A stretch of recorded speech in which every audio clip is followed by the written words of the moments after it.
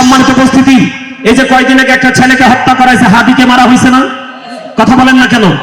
হাদিকে মারা হয়েছে, হাদির বিচার হয়েছে? এই রিসেন্ট একটা যুবক ছেলে মারা গেছে, যুব দলের একটা নেতা মারা গেছে, গুলি করে তাকে মেরে ফেলেছে, তার বিচার হয়েছে? তো কিসের সংস্কার? আমার কথা আপনারা বুঝতে পারছেন? কি সংস্কার করবেন? আজকে কতদিন যাবত গ্যাস নাই, গত পরশুদিন আমার বাসায় গ্যাস নাই, সারাদিন আব্বার খোঁজে, বিকেল বেলা কোত্থেকে গ্যাস সিলিন্ডার আনছে। কোথায় গেল? এটা আমাদের খনিজ সম্পদ, কোথায় গেল? কথাকে বুঝতে পারছেন? সম্মানিত উপস্থিতি, ইমানটা ধরে রাখা অত্যন্ত মুশকিল, অত্যন্ত ভয়ঙ্কর। এই জন্য আপনাকে আমাকে সচেতন হতে হবে। এই দেশ বাঁচাতে হলে আপনার সবাইকে ঘুম থেকে জাগতে হবে। আবেগ দিয়ে আমরা কাজ করতে চাই না, এই দেশের জন্য সবাই মিলে কাজ করতে চাই, তবে বিবেক দিয়ে। ঠিক কিনা বলেন? আরো জোরে বলেন। আবেগ কিছু সময় টিকে, কিন্তু বিবেক চিরজীবন অমর। কথা বলেন। আমি যতক্ষণ পর্যন্ত ওয়াজগুলো করেছি, যারা বিবেকবান তারা ব্রেইনে সেটআপ দিবে। ঠিক কিনা বলেন? আমাকে প্রশ্ন করা হয়েছে, হুজুর আপনার হা না ভোট নিয়ে আপনার কি মন্তব্য? আমাকে বলা হয়েছে বাংলাদেশে গণভোট হবে, হা না হবে। হা না ভোট নিয়ে আপনার কি মন্তব্য? আমি হা না ভোটের পক্ষে নই। কেন হা না ভোটের পক্ষে নই আমি আপনাকে বলি। আপনি যদি হা এর পক্ষে দেন তাহলে তারা সংস্কার করবে। কথা বলেন। আর যদি আপনি না এর পক্ষে দেন তাহলে তারা কি করবে? সনদ বাতিল হয়ে যাবে। কেন আমি হা না ভোটের পক্ষে নই আমি বলি, এটা আপনাদের জেনে রাখা দরকার। সম্মানিত উপস্থিতি, আমাদেরকে বলবে আমরা মূর্খ, আমরা বুঝি না। এই দেশ আপনার না, শুধু আমাদের সবার। ঠিক কিনা বলেন? এই দেশে যত শ্রেণীর মানুষ আছে সবারই বাংলাদেশ। ঠিক কিনা বলেন? এই মহান মুক্তিযুদ্ধের মাধ্যমে আমরা বাংলাদেশ পেয়েছি। ঠিক কিনা বলেন? এই দেশ আমার আপনার সবার, দেশকে নিয়ে ভাবার দরকার সবার আছে। তার কারণ হলো I love my country and countries people. আমি আমার দেশ এবং দেশের মানুষকে ভালোবাসি, এটা আমার প্রেম। ঠিক কিনা বলেন? সম্মানিত উপস্থিতি, আমার দিকে তাকান। এই শেখ হাসিনা নামার পরে বাংলাদেশে অসংখ্য মাজার ভাঙা হয়েছে। যারা আজকে হা না ভোট নিয়ে মাঠের মধ্যে তুরজুর চালাচ্ছে, তারা একটা মানুষও কিন্তু মাজারের পক্ষে কথা বলে না। অথচ এই বাংলাদেশের জন্ম দিয়েছে, ইসলাম এনেছে, তাওহীদ এনেছে কারা? আল্লাহর ওলিরা। ঠিক কিনা বলেন? আরো যারা বলেন। সংবিধানে বিসমিল্লাহ, তাদের যে সংস্কার, এই সংবিধানের মধ্যে বিসমিল্লাহ থাকবে কিনা? আমরা আল্লাহর হুকুমে বিশ্বাস করি, আল্লাহর আইনে আমরা বিশ্বাসী, এই সংবিধানের মধ্যে এটা থাকবে কিনা এটা আমাদেরকে আগে জানতে হবে। তারপরে আমরা ডিসাইড করবো বা হা না ভোটে কোনটা দিব। কথা বলেন না কেন? আরো জোরে বলেন, আরো জোরে। সম্মানিত উপস্থিতি, এই যে কয়েকদিন আগে একটা ছেলেকে হত্যা করা হয়েছে, হাদিকে মারা হয়েছে না? কথা বলেন না কেন? হাদিকে মারা হয়েছে, হাদির বিচার হয়েছে? এই রিসেন্ট একটা যুবক ছেলে মারা গেছে, যুব দলের একটা নেতা মারা গেছে, গুলি করে তাকে মেরে ফেলেছে, তার বিচার হয়েছে? তো কিসের সংস্কার? আমার কথা আপনারা বুঝতে পারছেন? কি সংস্কার করবেন? আজকে কতদিন যাবত গ্যাস নাই, গত পরশুদিন আমার বাসায় গ্যাস নাই, সারাদিন আব্বার খোঁজে, বিকেল বেলা কোত্থেকে গ্যাস সিলিন্ডার আনছে। কোথায় গেল? এটা আমাদের খনিজ সম্পদ, কোথায় গেল?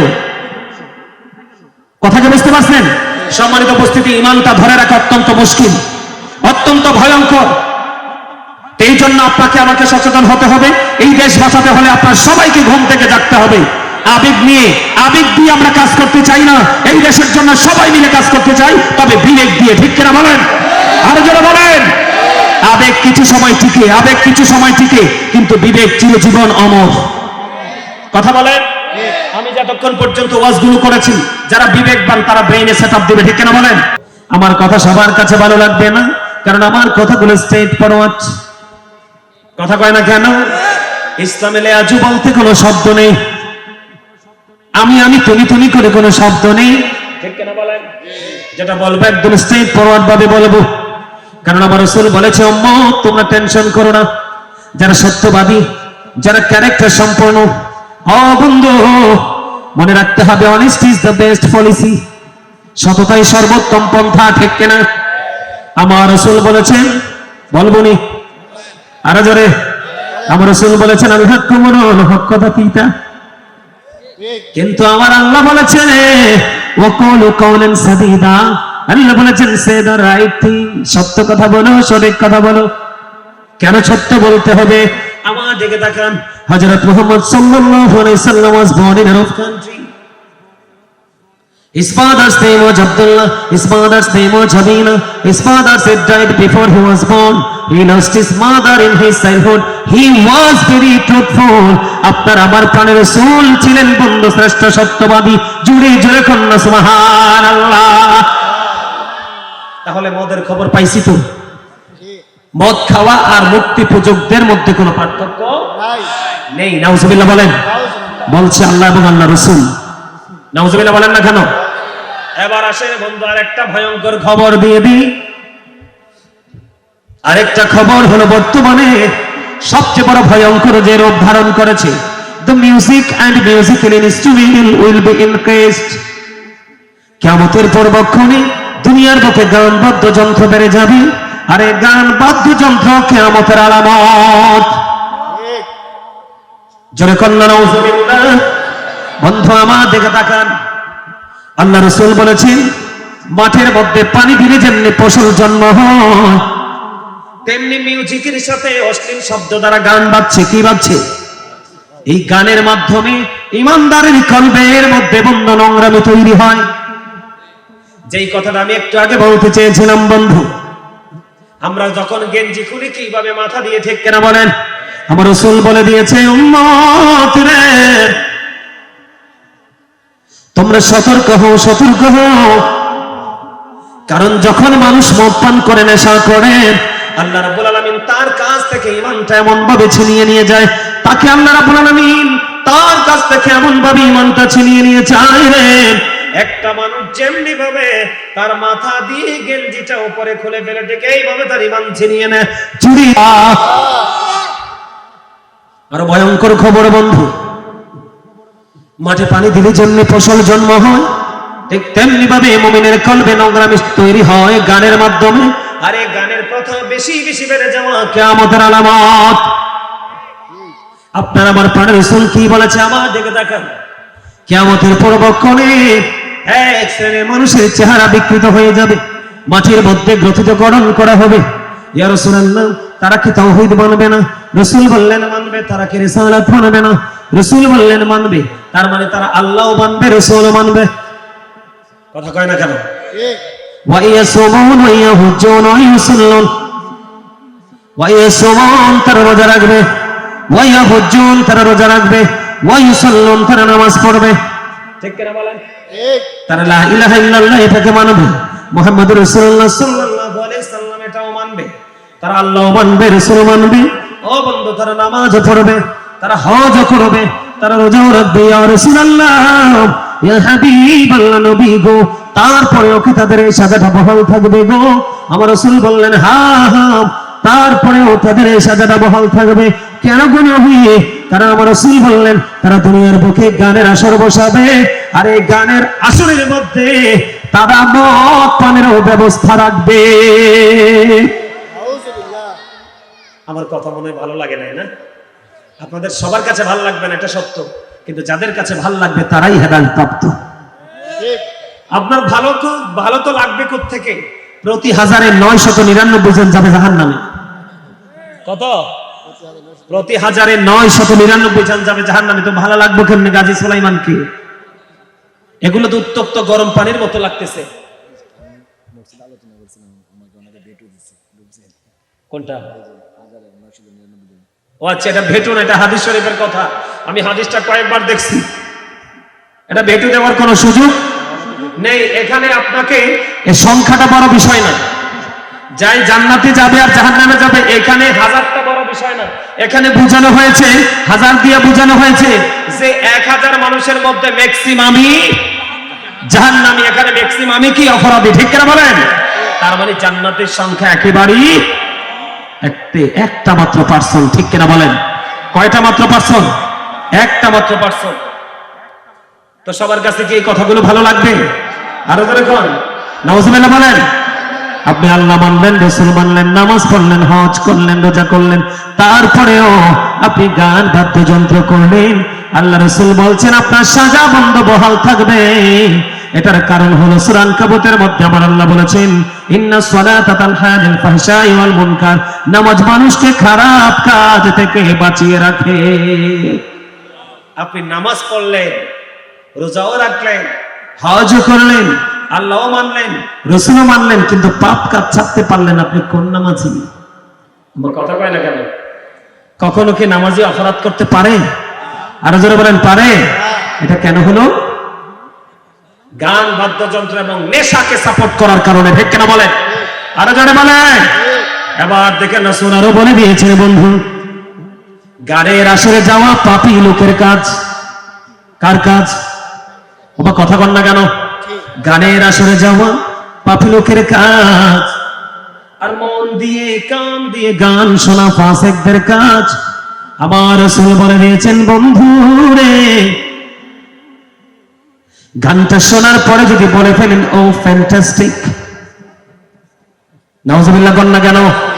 আপনি গানটা শোনার পরে বললেন খুব দারুণ হয়েছে, কথা বলেন না কেন? আমার কাছে ফ্যান্টাস্টিক লেগেছে। আমার রাসূল বলেছেন তুমি কুফরি করে ফেলেছো রে। তার মানে গানে যারা যায় তারা কি পাপী? মন দিয়া যারা গান শোনে, কান লাগাইয়া খবর নাই, ওই দিক দিয়ে আব্দুল জব্বারের বাড়ি পুইরা ছাই। কথা কয় না কেন? বুঝেন নাই? আব্দুল জব্বার মানে কি বুঝাইছি জানেননি রে? আসলে আব্দুল জব্বারের বাড়ি তো নয়, আপনি কান দিয়া গান শুনতেছেন রে, ওই দিক দিয়ে আপনার ঈমান এবং আমল পুইরা ছাই। কথা কয় না কেন? আর জোরে হিসাব বুঝতে পারছেন নি? আর কানটা শোনার পরে বললেন খুব দারুণ লাগছে, মজা লাগছে। এই মজা মানি হলো বন্ধ কুফরি, কারণ এটা কোরআন এবং হাদিস সমর্থন করে না। জোরে জোরে কন্যা নাউজুবিল্লাহ। এখন এই গানের আসর বসায় কে? সমাজের ম্যাক্সিমাম ধনী মানুষ। কথা কয় না? গরিব মানুষের দুঃখ নামে আসে কিসের কারণে? সমাজের চরিত্রহীন বড় লোকের কারণে। নাইলে এই দুনিয়ার বাংলার গরিবরা কোনোদিন কষ্ট পেত? কথা কন না কেন? আরো জোরে।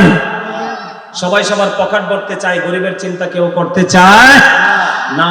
এই জন্য গরিবদের জন্য আল্লাহ এত বড় নিয়ামত রেখে দিয়েছেন। গরিবরা জান্নাতে বসবাস করার বয়স 500 বছর হয়ে যাবে, এখনো ধনীরা দাঁড়ায় থাকবে হিসাবের জন্য। কত ভয়ঙ্কর খবর! আর দাঁড়ানো কি কত খবর জানেননি? ইদা সামাউ ফাতারাত ওয়া ইদাল কাওয়াকিবু তাতারাত ওয়া ইদাল বিহারু ফুজ্জিরাত। আল্লাহ বলেছেন তারা যে দাঁড়াবে, ওই তো আসমান তো থাকবে না, আসমান সেদিন ভেঙে যাবে, তারকা ঝরে ঝরে পড়বে, সমুদ্র সেদিন উদ্বেলিত হবে। জোরে কন্যা নাউজুবিল্লাহ। আহা, বড় ভয়ঙ্কর খবর। এবার আসেন বন্ধু, আমি আপনাদেরকে বলে দিতে চাই, মদ যারা খায় তাদেরও কিন্তু উপদেষ্টা আছে, জুয়া যারা খেলে তাদেরও কিন্তু উপদেষ্টা আছে, ইয়াবা যারা খায় এবং ব্যবসা করে তাদের উপদেষ্টা আছে। কথা বলেন না কেন? এমনি করে করে প্রত্যেকটা নোংরামের উপদেষ্টা আছে রে বন্ধু রে। আমার রাসূল জানিয়ে দিলেন বন্ধু, আপনার আমার প্রাণের রাসূল চলে যাচ্ছে। আচ্ছা ঠিক আছে, আমিও নেমে যাবো একটু পরে, আমিও নেমে যাবো একটু পরে, আমারও সময় শেষ। হ্যাঁ বুঝছি তো, বুঝছি, আমি চিনি তো। আলহামদুলিল্লাহ বলেন আরো জোরে। এবার আসেন, প্রত্যেকটা পাপের কিন্তু কি আছে? উপদেষ্টা আছে, মানে সহকারী আছে। ঠিক কিনা বলেন? সবচেয়ে বড় ভয়ঙ্কর বিপদ হলো বন্ধু, আপনার আমার প্রাণের রাসূল তিনি জানিয়ে দিয়েছেন, তুমি অপরাধ জানার পরে তাকে সমর্থন করছো 2 টাকার জন্য, সুবিধার জন্য। আমার আপনার প্রাণের রাসূল বলেছেন এতগুলো অন্যায় করো, এতগুলো অপরাধ তোমার চোখের সামনে কন্টিনিউ হলো, তুমি কোনোদিন প্রতিবাদ করোনি, তুমি কোনোদিন প্রতিহত করার চেষ্টা করোনি, তোমার অবস্থাটা কেমন হবে বন্ধু আমি আপনাদেরকে বলে দেই। আল্লাহ রাসূল বলেছেন অপরাধ জানার পরে বোঝার পরে তুমি সাপোর্ট দিয়ে গেলে রে, আমার রাসূল বললেন তুমি যেন মুসলমান থেকে খারিজ হয়ে গেলে। তার মানে অপরাধী জানার পর আপনি তাকে সমর্থন করে যাচ্ছেন, কন্টিনিউ কি করে যাচ্ছেন? কন্টিনিউ আপনি সমর্থন করে যাচ্ছেন, আপনি মুসলমান থেকে খারিজ হয়ে গেলেন। নাউজুবিল্লাহ বলেন। এখন সমাজের সবাই মিলে মদ, জুয়া, ইয়াবা, যত নোংরা কাজ আছে এগুলো থেকে জাতিকে বাঁচানোর দরকার আছে না নাই? আরো জোরে বলেন। সম্মানিত উপস্থিতি, এখন তো মদ, জুয়ার চাইতেও বড় অভিশাপ তো আমাদের বাংলাদেশে শুরু হয়ে গেছে। ও মামা কথা কয় না কিনলেন? আমি কি হক কথা একটু কইতাম নি? নাকি আপনারা সেটটা যাবেন, নাকি সেটটা গালি দিবেন? কইতে চান? আরে আমার কালা ভাই এতে কি সুন্দর করে কইতেছে, কোন শুধু কোন আলহামদুলিল্লাহ, আলহামদুলিল্লাহ কয়। আরে কালা ভাই তুমি মানবানি কও, মানবা? কয় হ মানবো বলে আলহামদুলিল্লাহ কয়। আজকে প্রায়